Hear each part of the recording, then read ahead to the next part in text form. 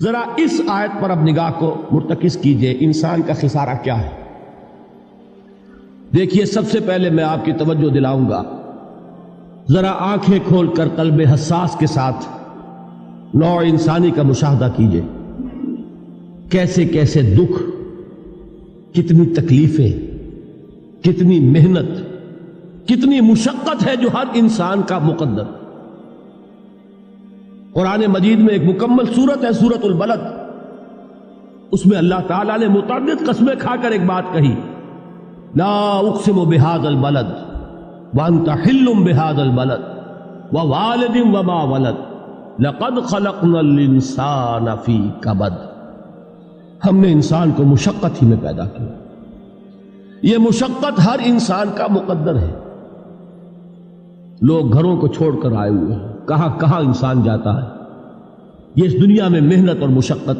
ہاں، ایک مغالطہ ہو جاتا ہے کہ شاید یہ محلوں میں رہنے والے جو ہیں انہیں کوئی مشقت نہیں، انہیں کوئی دکھ نہیں، حالانکہ حقیقت یہ نہیں ہے۔ جو جتنا امیر ہے آپ دیکھیں گے اس کی جسمانی مشقت کم ہے، ذہنی کوفت زیادہ ہے۔ ٹرینکولائزرز کی انہیں ضرورت پڑتی ہے، انہیں سیڈیٹیوز چاہیے، خواب آور دوائیں مزدور کو نہیں کبھی ضرورت پڑے گی۔ وہ 8 گھنٹے کی محنت کرنے کے بعد احساس ہوتا ہے کہ وہ صبح ہی کی خبر لے گا۔ اور یہ وہ لوگ ہیں کہ جن کو ہپنوٹکس، خواب آور دوائیاں، سیڈیٹیوز، مسکن ادویات، یہ سارا لیبنیم اور یہ ویلیم اور یہ فلاں اور یہ فلاں، یہ کہاں جاتے ہیں؟ ذہنی سکون اور اطمینان انسان کو حاصل نہیں۔ کسی کی جسمانی مشقت ہے، کسی کی ذہنی مشقت۔ میں آپ کو یاد دلانا چاہتا ہوں مہاتما گوتم بدھ کا معاملہ۔ 30 برس کی عمر میں کپل وستو کا شہزادہ محل کو چھوڑ کر نکل گیا، جوان بیوی کو سوتا ہوا چھوڑ کر گیا، شیر خوار بچے کو چھوڑ کر گیا۔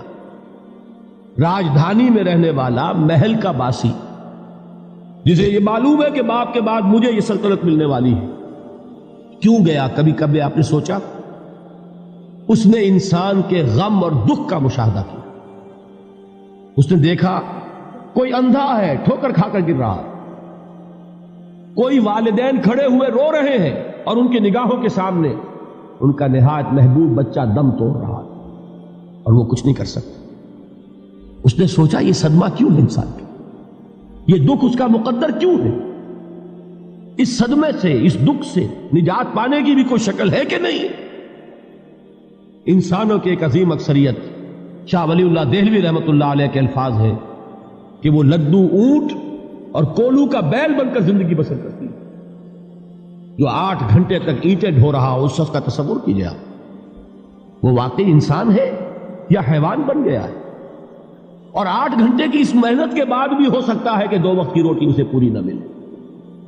اور یہ تو ہو سکتا ہے، نہیں ہوتا ہے، کہ اگر بچہ بیمار پڑ گیا ہے تو شاید کوئی برتن بیچے بغیر اس کی دوا کا سامان نہ کر سکے۔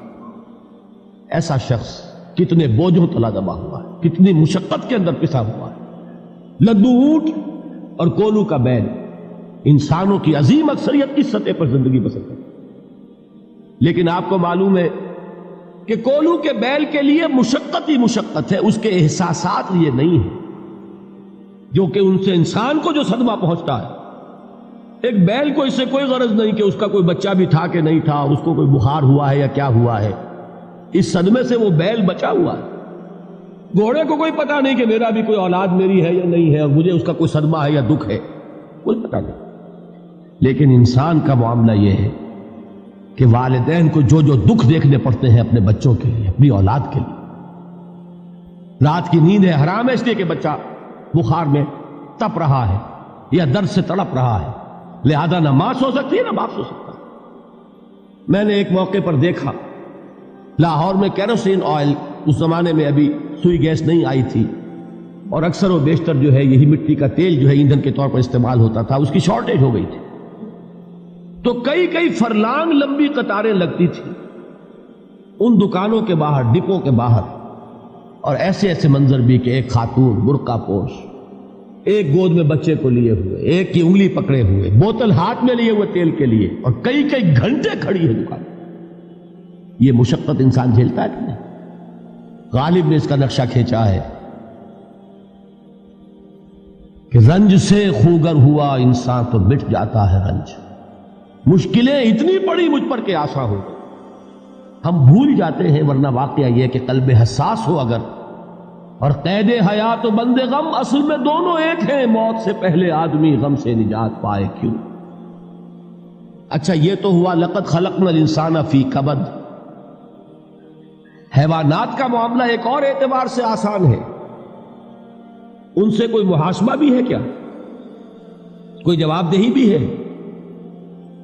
کوئی ان کو اللہ کے حضور میں کھڑے ہو کر اپنے اعمال کا حساب بھی دینا؟ نہیں. انسان کی یہ ٹریجڈی ہے، یہ المیہ ہے انسان. اس کو بھی قرآن مجید کی ایک سورت میں قسمیں کھا کر اذا السماء انشقت، اس کے بعد کیا فرمایا؟ یا ایھا الانسان انک کادح الی ربک کدحا فملاقیہ. اے انسان، تیرا المیہ، تیری ٹریجڈی اس سے کہیں بڑھ کر ہے. تجھے صدمے پر صدمے جھیلتے ہوئے، مشقت پر مشقت برداشت کرتے ہوئے ایک روز اپنے رب کے حضور میں بھی کھڑا ہوگا، جواب دہی بھی کرنی. اس دن کے حساب سے، اس دن کے احساس سے جو بڑے بڑے ہماری امت کے عظیم جو گلے سرسبد ہیں، ان کا یہ حال آپ نے پڑھا ہوگا. حضرت ابوبکر صدیق رضی اللہ تعالی عنہ وہ ایک عجیب کیف کے عالم میں فرمایا کرتے تھے، کاش میں درختوں پر چہچہاتی ہوئی چڑیا ہوتا جس سے حساب کتاب نہیں ہوگا.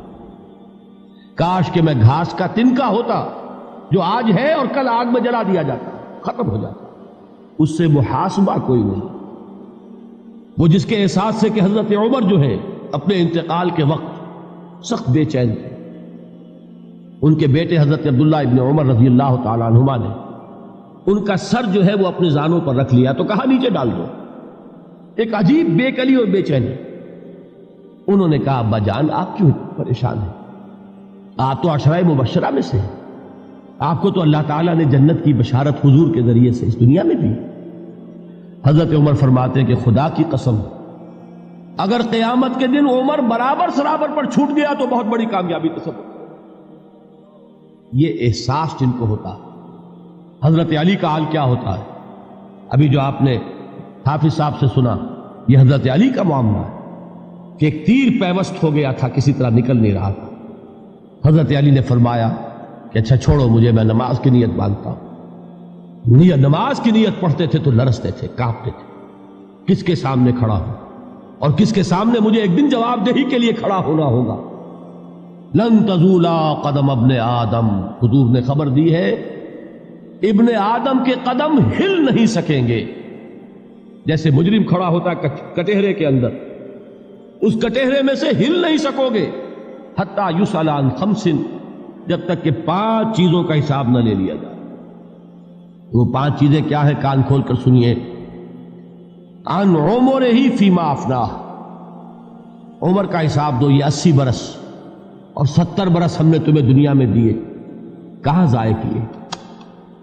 وعن شبابہ فیما ابلاہ، اور خاص طور پر جوانی کا دور، امنگوں کے دن، ولولے ہوتے ہیں، قوت ہوتی ہے، توانائی ہوتی ہے، آدمی چلتے ہوئے زمین پر پاؤں مارتا ہے، قوت جو ہے وہ اپنا اظہار چاہتی ہے. یہ جوانی کہاں گلائی؟ حساب دو، ایک ایک لمحے کا حساب دو. وَعَن مَالِهِ مِنْ أَيْنَ اكْتَسَبَهُ وَفِيمَا أَنْفَقَهُ، ایک ایک پائی کا حساب دو. مال کا کہاں سے کمایا تھا، حلال سے کہ حرام سے، اور کہاں خرچ کیا تھا، گل چھروں میں، عیاشیوں میں، یا نیکی کے کاموں میں، ادائے حقوق اللہ کے دین کے لیے. 4 سوال ہو گئے. 2 زندگی کے بارے میں، ایک زندگی پوری بحیثیت مجموعی کہاں کس کام میں لگائی، اور خاص طور پر شباب کا دور کہاں لگایا. 2 سوال مال کے بارے میں، کمایا کہاں سے، حلال سے کہ حرام سے، جائز سے کہ ناجائز سے، خرچ کہاں کیا. اور آخری سوال وعما عمل فیما علم، جو علم حاصل کیا تھا اس میں عمل کتنا کیا. علم کے انبار لگاتے چلے گئے اور عمل کے آغاز کی بھی نوبت نہ آئی. یہ علم جو ہے یہ اس روز سب سے بڑا وبال بن جائے گا. اتنا علم اور عمل کچھ نہیں، بجائے کہ کریڈٹ کا ذریعہ بنے یہ الٹا ڈیبٹ کا کھاتہ بن جائے. یہ جواب دہی کا احساس ہے کہ جس کی وجہ سے انسان کی ٹریجڈی جو ہے وہ دوہری ہے. کوئی حیوان اتنے بوجھ تلے نہیں. مشقت کی، محنت کی، اس زندگی میں ختم ہوئے، اس کے بعد کوئی محاسبہ نہیں. اس کو بھی غالب نے خوب کہا ہے کہ اب تو گھبرا کے یہ کہتے ہیں کہ مر جائیں گے، اور مر کے بھی چین نہ پایا تو کدھر جائیں. یہ ہے وہ ہیومن ٹریجڈی